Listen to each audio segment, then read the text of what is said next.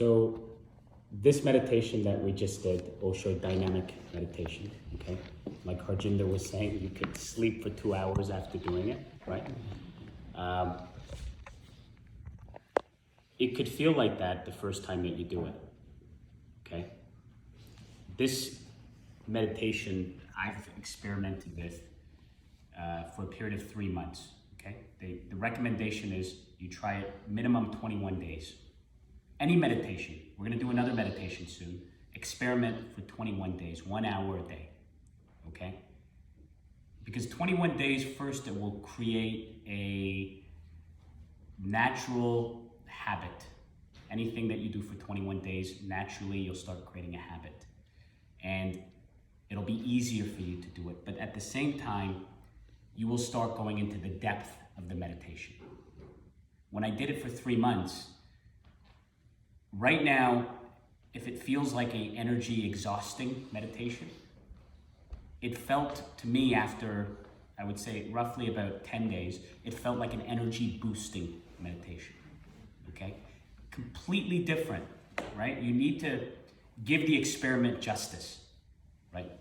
Every day, without break, weekends, there's no breaks. If you're gonna do the experiment, do it for at least 21 days straight, because the experience that I had when I was at university was that my whole body felt completely light, completely like I was just walking on air. I was walking on clouds. Like the purification that the body goes through is intense. And eventually the goal of this meditation is to get you into silence. It's to be able to sit for hours at end if you wanted to, and just enjoy your own silence, to enjoy your own presence. In fact, all of Osho's meditations, eventually the path is to be able to sit in meditation without technique, without any method whatsoever. Because meditation is not something that you do, it's something that happens, right? Osho had mentioned that. And this discourse that I played, I listen to Osho as much as I can, right? And these days, the technology makes it quite easy to listen to Osho. OSHO International, which is who publishes all of Osho's books and keeps continuing the work. That's where the OSHO International Meditation Resort is. They have an app, okay? A very nice app. There's other apps out there, but this app in particular is good quality. Okay, like there's no ads, it's like you pay a fee, okay, but it's worth the fee, right? Like 70, 80 bucks a year, whatever. You get access to all of Osho's talks, okay, English, Hindi, and it saves your spot from the last time. So if you listen, 20 minutes today and you listen tomorrow, it'll play it back from where you listened to, right? So those are kind of cool things, they didn't have it before, but those are nice. And this one I was listening to just the other day, and it was just so precise in Osho's words in terms of explaining meditation, right? We're going to continue to listen to it, but the reason I created a bit of a gap is there's some meditation facilitators that will kind of put Osho in the background, right? Let's say while people are eating breakfast, they'll play Osho's lecture as people are eating, as people are sleeping, as people are coming in and out. And it's just kind of like background music in a sense. And my understanding and my experience is that one of the most powerful meditations from Osho is listening to Osho.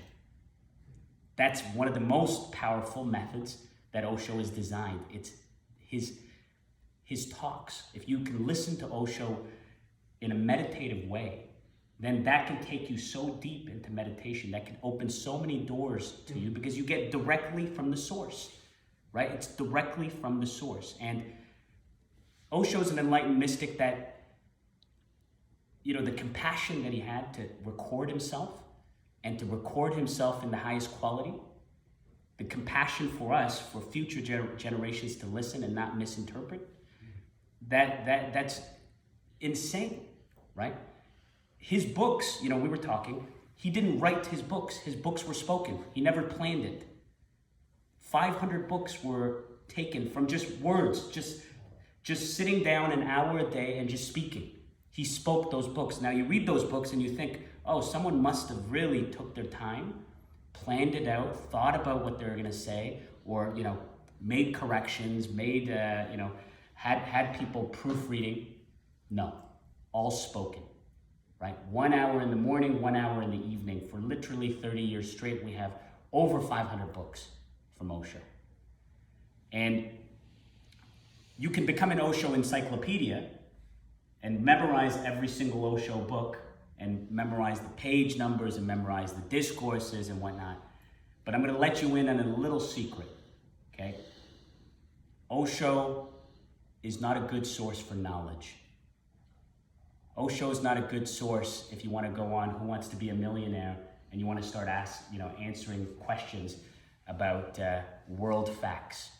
He didn't care about facts. He didn't care about some of these things that people really tune into. He cared about, are people becoming awake? Are people becoming awake? Are they going into silence? Are they going into meditation?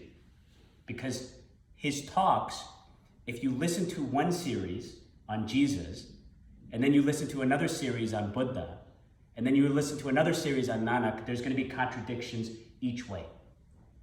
In one series, he's going to say Jesus is the greatest mystic that's ever walked on the planet.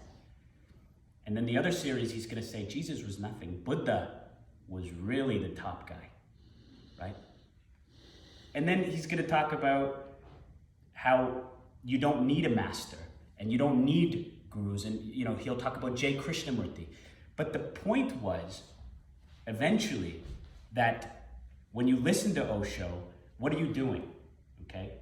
You're not listening in an intellectual way, you're listening in a meditative way. So when you're listening to Osho, close your eyes as if you're listening to the birds, or you're listening to the sound of the water on the beach, okay? Listen in that way. Don't listen in a way where your mind has to do a bunch of calculations to say, hey, is he right, is he wrong, is this the right thing or the wrong thing that he's saying? No, just use it as an opportunity to meditate, okay?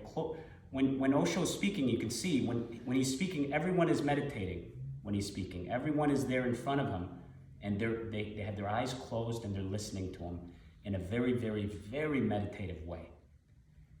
And watch what happens to your mind as Osho speaks, okay? Osho will take you to a place of no mind.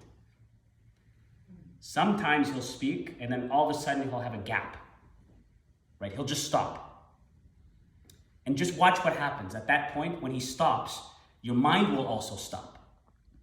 Your thoughts will also stop. And then he might take you to a point where he tells a joke, right? That joke is, again, meant to stop your mind, meant to take you beyond the mind. And there might be moments where your mind will agree, it will disagree, there will be things that are happening. Just watch those two elements. Both those elements, agreeing, disagreeing. Because the point of Osho is not for you to agree or disagree with him. Okay, again, Osho contradicts himself on purpose many times, right? People become confused. Osho said this, Osho said that, but the basic point Osho said is be aware, be here and now, and find out who you are. Who am I? And as the job of an enlightened master, that is to break your conditionings. It's to break off anything that you are attached to, right? That's Osho's job, is to break those attachments. Whatever ideas that we have, it's to break those ideas and those attachments. So eventually, if you are maybe a devout religious person, right? I come back to Christianity, for instance, right? Many Christians came to Osho, devout. And Osho spoke about Jesus in a very beautiful way. Many pastors keep that book, The Mustard Seed, right? And then what happens? He comes to USA, he comes to Oregon, and he's in the press, and he says Jesus is a crackpot. What? Now, that's what I'm saying. That's what I'm saying. Exactly, right? Exactly. Now, what is happening, right? Osho talks about this. Because he doesn't just say it about Jesus, he does it about everything. Okay? Whether it's communism, whether it's capitalism, whether it's Hinduism, whether it's Sikhism, anything that anyone has any attachments to, eventually those conditionings, which are conditionings because they're based on belief, right? We believe. He says, you don't need to believe in anything. You need to experience your own being. You need to experience, like if you believe in God, would you rather believe in God or experience God? Right? Would you rather believe in the divine or experience the divine? Right? All those belief systems, they are actually the barrier between us experiencing and actually going to the depth of it. So that's the one thing that I'll say about listening to Osho, is that use Osho's talks as one of the most powerful methods that you can get in terms of going deeper into meditation, because his point is not for you to agree or disagree, okay? But if there's something that comes up in the surface, watch, okay? Witness. What is that phenomenon? Because if you can witness it, you are not it.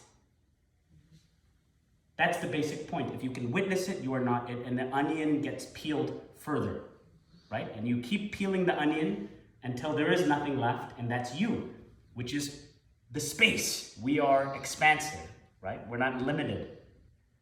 So I'm going to continue playing that discourse that we were just listening to, and now as you listen to it, just watch inside, outside, what's happening, okay? And I'm going to discontinue it after about 10 minutes, and we're going to move on to our next meditation, which is going to be the next train that's coming, okay? Dynamic meditation might have been difficult. This next train might be a bit easier for you to catch on to, okay? So that'll be the second opportunity that everyone's going to get here to keep riding, okay?